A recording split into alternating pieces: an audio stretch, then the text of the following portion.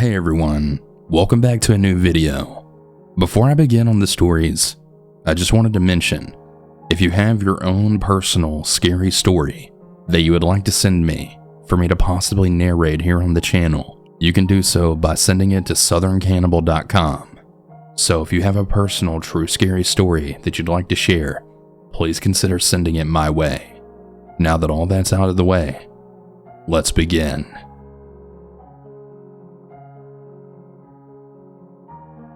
So I'm a female, and at the time of this story, I was 24 years old.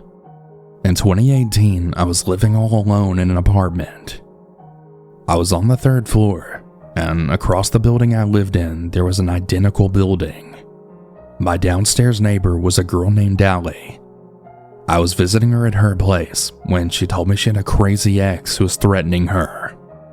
At the time, I had been in an injury with my legs, so I was using crutches to walk. Well, it was getting late, and suddenly we hear someone running up the stairs and then pounding at the door. Ollie decided to open the door, and she was immediately then attacked by her ex. I then screamed at him, and they fell. He was starting to choke her when I then took my crutches and I hit him in the head. I then screamed at him to let Ollie go. He stood up and looked at Ollie, then said that she's really lucky I was there. He then walked away and we called the police. All they said was they couldn't really do anything about it. Yeah, the police totally failed us. Ollie stayed at my place for the night. About 2 weeks after this incident, I was sitting in my living room. I didn't have any blinds at the time or anything to cover my windows. I had almost just moved in, as it wasn't a permanent solution for me. I looked over the other building, and I noticed one window with the light on, and I could see the silhouette of a person looking straight at me. I walked into another room and turned off all the lights, and in less than 5 seconds after my light turned off, the light in that window turned off as well. The next couple of days, this continued to happen.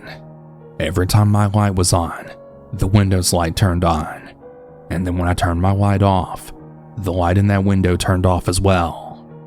I was really scared, and I decided to visit a friend for the weekend. Now, one thing about me is that I have extreme anxiety and OCD.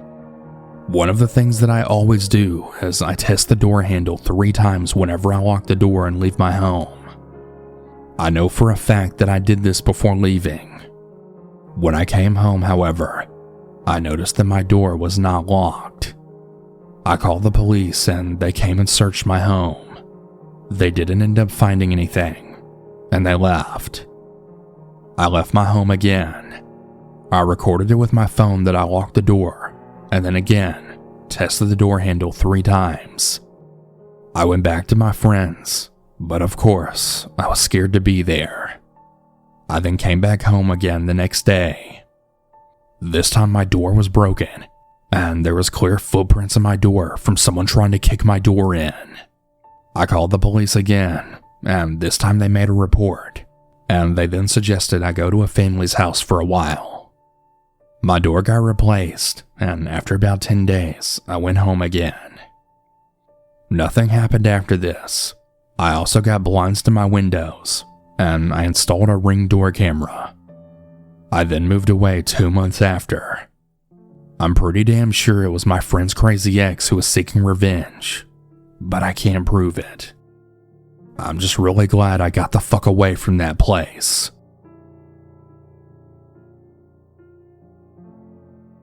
I will start by giving some slight background. My neighborhood is a big circle that is connected to another neighborhood at the top.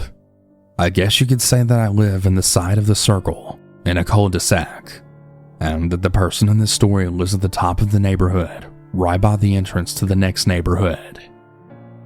The story takes place 4 years ago, during my sophomore year of high school. Every morning when I would walk out to my car to leave for school, there was a red truck that would pass by the end of my cul-de-sac very slowly. And by very slowly, I mean 5 miles per hour at most, and sometimes stopping completely. This man learned my schedule and continued this for months. Even if I walked out later than normal and he caught a glimpse of me after already passing, this man would seriously put his car in reverse and then just sit there until I got in my car. I didn't really think much of it because he never really came directly in front of my house and didn't do anything physically to me. But the final straw for me was when I picked up one of my friends before school who also lived in my neighborhood right up the street from me. My friend got in the car and I was about to pull out of his driveway when the man in the red truck pulls up right behind the driveway, blocking me in. I was terrified because I was now trapped and I didn't really know if he was going to try to do something. After about 5 minutes of just sitting there, the man starts inching backwards in reverse. I immediately throw my car in reverse and start backing out of the driveway. And as I'm doing this, he starts inching forward towards me. At this point, my car's now going in the ditch because I have nowhere to go. I ended up reversing basically back to my house. I threw my car in drive and then sped around him. Stupid instances like this continued happening for the rest of the year before I ever told anyone about it, other than my friend in the car that day. Luckily, my parents were friends with one of the cops in my town, so when I finally told my parents, they reached out to the cop and told him the situation. Long story short, the creepy man with the red truck is no longer allowed to go down my street, and he has to take an alternate way in and out of the neighborhood. I know this isn't the scariest story to some, but it put me through hell every day. This happened around 8 years ago. My then husband and I had just found out we were expecting our son. Now, at the time, we were living with my parents, but since we were expecting, we decided that we should try and find our own place. Well, we ended up finding a single-wide trailer for rent. It was in a decent-looking trailer park, and it wasn't really that fancy at all, but it was our own place, and we were really excited about it. Well, turns out, our neighbor who was the trailer right beside ours was our landlord, and we found out when we went to pick up our keys and pay for our deposit, and he seemed very nice. About a week after moving in, I had a doctor's appointment, so my husband and I were walking out of the house to get into the car, and we then heard a door slam, and we noticed that our landlord was running towards us. We asked if anything was wrong, but he said no, but that he wanted to ask how we were doing and settling in. We told him everything was great, and that we're doing really fine, and he goes on to ask where we were going and just how long we would be gone, basically being kinda nosy. That made me feel off. Anyways, on the way to the appointment, I started getting this dreadful feeling. Later on after the appointment, when we finally got home, we noticed that the door to our trailer was unlocked, which is very strange. Now, I'm very OCD when it comes to locking my doors and windows and the like, and when I then told my husband I was absolutely positive that I locked the door, he just shrugged it off, saying it must be pregnancy brain, so I just let it go. My husband worked the night shift, so from 11 p.m. to 7 a.m. pretty much I'm home alone. I was laying on my couch when I then heard someone beating on my back door. I got up and checked it out, and sure enough, it's my landlord. I also want to add that this was all around 3 a.m. I opened the door and I asked if everything was okay, to which he replied with, "Yeah, I just wanted to tell you if you need anything during the night while your husband's at work, just let me know." I just thanked him and said okay, and then went to shut the door. As I did so, however, he just kept standing there, smiling widely, and just kind of giving me the creeps. I shut and locked the door. After that encounter with the landlord, I decided to call my husband and tell him about the landlord and how he's really giving me a lot of bizarre and creepy vibes. He just told me to keep the doors locked and don't answer the door if he knocks again. I said okay and finally fell asleep. Well, it's now about 2 nights later. I was home alone again around 2 a.m. when our dog started barking absolutely crazy and just going insane, which is not like him at all. I looked out the window to check what was going on that would cause my dog to react that way, and I see none other than the landlord standing in our backyard right behind our house. I totally started panicking. I make sure the house is locked up, and I stay awake all night long until my husband got home the next day. My husband confronted the landlord, which of course this made him very upset. But for about a month, we didn't have another problem out of him. Fast forward to around Christmas time. My husband had to go out of town for work, so I was going to be home alone for 2 nights. The second day I was home alone, I decided to go to my parents' house and spend the day there. So when I left the house, I made sure to check all of my doors and windows 3 times, just to make sure they were locked this time. Around 10 p.m., I got home, and to my surprise, my door was fully unlocked. I slowly walked in the house, and there was no sign of anything unusual. That is, until I went to the bedroom. Once I got in, I saw what looked like someone had went through our closet and my dresser. Not my husband's, but mine. I freaked out, but instead of calling the cops, I drove back to my parents and stayed there for the rest of the night. The next day, when my husband returned home from work, he confronted the landlord, asking if he went into our home. He totally denied anything of the sort, and he started acting really offended over the whole thing. We wanted to move, but we didn't really have the extra money to do that. But we did get an idea to try and figure out what the hell exactly was happening when we weren't home. And that idea, you ask? Hidden cameras. We secretly installed cameras in our trailer, and then we went and stayed at a friend's house for the night. Well, the next day when we returned home, we checked the cameras, and I still can't believe it to this day. But there was our landlord going into our home and trying on my clothes. Not just my clothes though, but also my underwear and bras as well. He then masturbated to my pictures. I was completely fucking horrified by this. We really should have taken legal action, but we didn't. We just got the hell out of there and officially moved out the next day. We didn't have a lease or anything. It was just a month-to-month kind of rental, so we got really lucky with that. We stayed with our friends until we could get another place.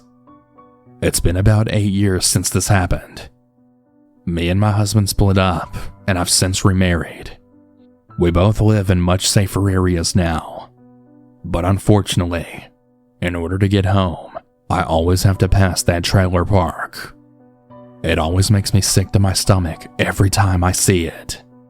I thank God we got out when we did. Who really knows what would have happened if we'd stayed living there a little longer?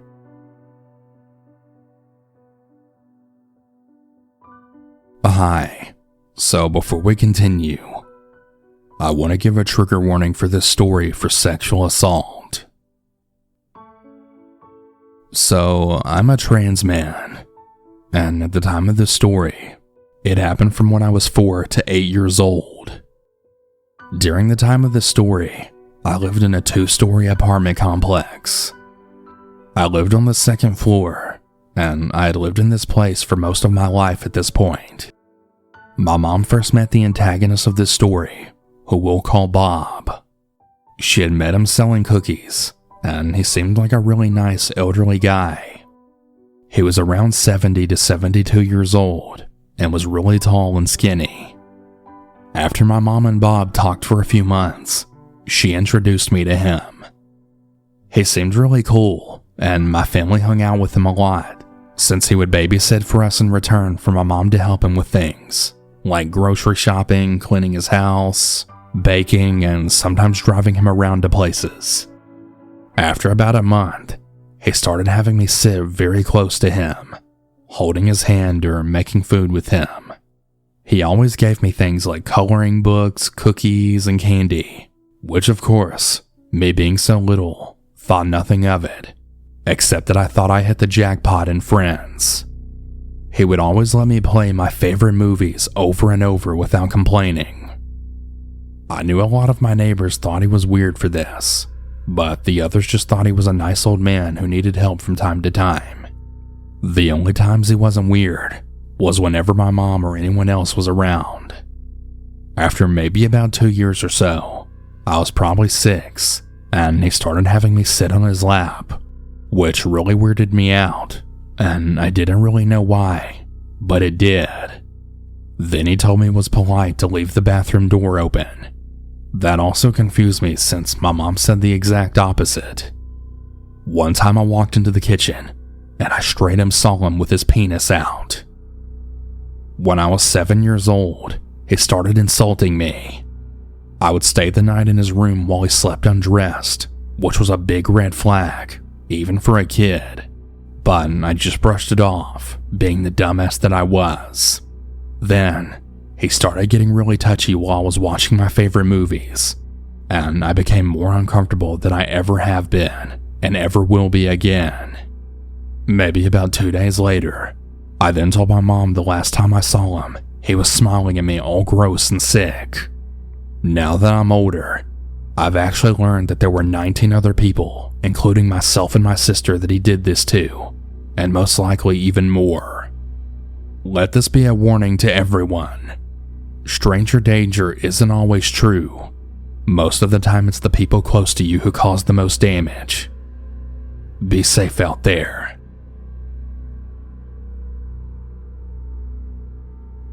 When I was about 24, I was always pretty busy with work, and I lived in a small historic town. So needless to say, I didn't get out much, which is why I was so excited when my 30-something cousin came up from Fresno to visit.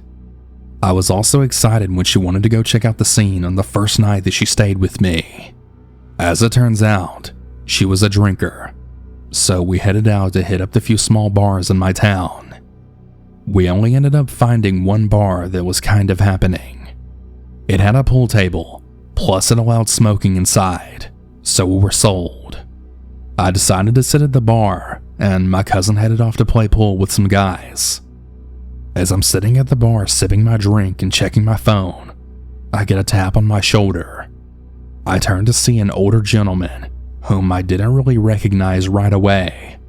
Seeing my puzzled look, he exclaims, "Hey, it's me, Cody's dad."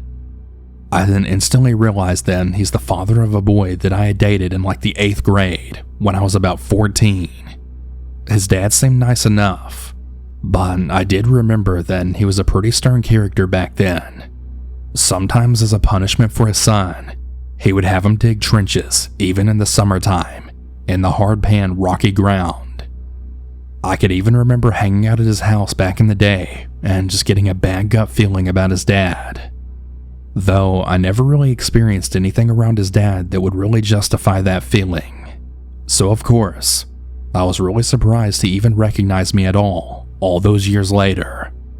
He bought me a drink and we started catching up a little. As we're talking, my cousin comes over to check in with me, upon seeing a much older man at the bar speaking with me.